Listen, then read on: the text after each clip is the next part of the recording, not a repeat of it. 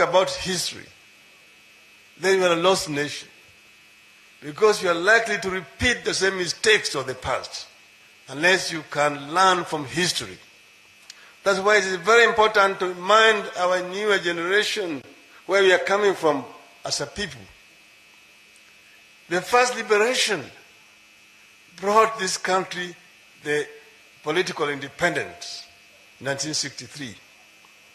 But thereafter, a neo-colonial system was imposed in this country that brought a terrible totalitarian dictatorship upon the people of Kenya. This is what actually inspired the people to rise up and demand freedom. And those who dared in those days suffer the consequences.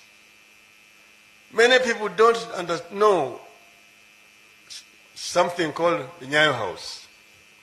They talk about Nyayo House, they think maybe it is the current Nyayo House which you see up there.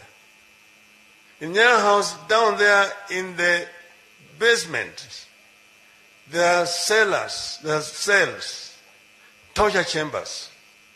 When you go in there, the rooms which are painted different. There's a room which is completely black, all the walls are black. Another room where all the walls are red. Another one where all the walls are white. Now it depends on your category. If you are somebody who is meant to be tortured seriously, you're taken to the room where all the walls are black. But by the time you've been arrested and you're chained, then they tie your eyes, they put you in the back of a Land Rover, they drive you around the town. When they come around about, they go around about 5 times so that you get disoriented. Then you end up there in the cells down there.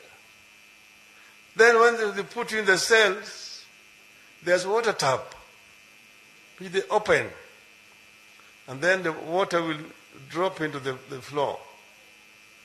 They fill it with water, and then you have been sitting in the water. That's when you will know how long the night is.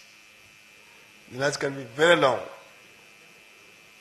Then in the morning, they will take you again, they handcuff you, they tie your eyes, then they take you into a lift up to 23rd floor. And then there you find yourself at the top of the basement of the Nyayo House. Then now, they will tell you that you must now confess.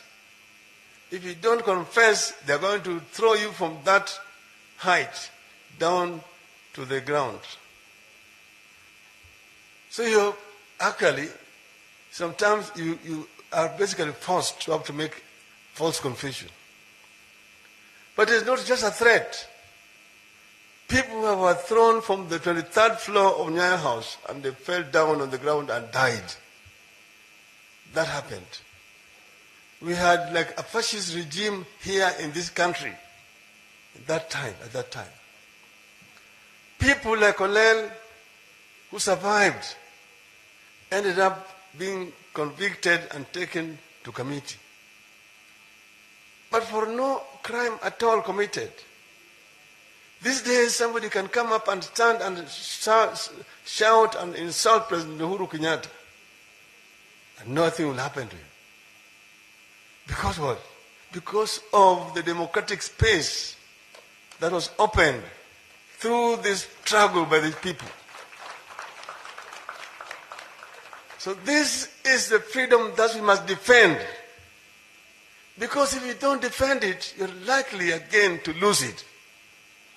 And if you do not vote properly and elect proper leaders who understand where we are coming from and where we are, you're likely to repeat the same mistake.